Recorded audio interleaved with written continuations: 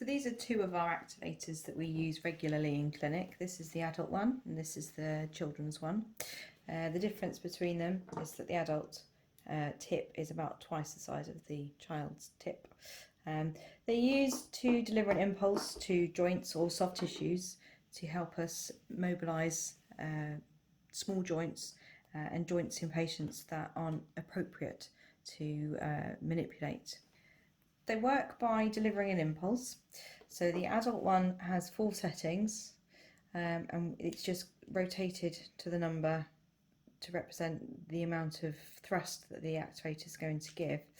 The tip's placed on wherever it's going to be used and the handles are squeezed together and it delivers an impulse and makes a click. The paediatric one is slightly different in that it's got a twist mechanism to alter the amount of thrust that it delivers, but otherwise it's exactly the same. You increase the amount of thrust by increasing the rings and you pop it on the joint or area that you wish to treat, squeeze the handles together and it delivers an impulse.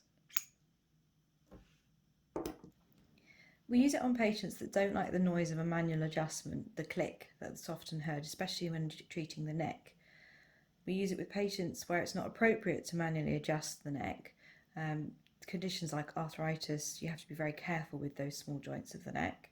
We use it on other small joints throughout the body, such as the small joints in the back of the hand, so the carpal bones here, the small joints in the feet. The purpose of this video is to demonstrate just how gentle these instruments are. We thought we'd use an apple for this. So if I draw a line all the way around this apple, and then we're going to write a number 1, 2, 3, 4, just to represent the 4 settings that this activator has. And then we're going to set this on up on level 1 and deliver the adjustment. Change the setting to level 2 and deliver that adjustment. To 3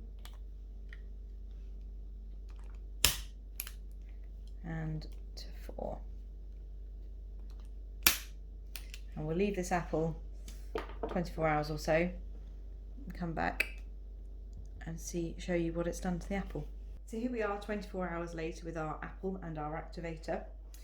We can already see on this apple that on point 4 there is a very clear mark here where the activator delivered the impulse. It's exactly the same size as the activator head. It's not spread out, and that's one of the beauties of the activator. It really does allow us to be very, very specific with our adjustments. I will just point out that we've deliberately chosen an apple that's going to show some mark to represent the impact from the activator, but in my 14 years of practice I've never seen an activator actually bruise a patient. So it doesn't cause bruising, it's just to demonstrate the impact from the activator that we're using that. So we're going to cut the apple now, straight through the midline. There we go. And we can see, number 1, the tiny little bit of bruising from the activator. I'll bring it a bit closer. Tiny little bit there. Point 2, nothing. Point 3, little bit more than point 1, but not a massive amount. And then point 4 is where the activator delivered the most of its impulse. So it's a bit more of a mark there.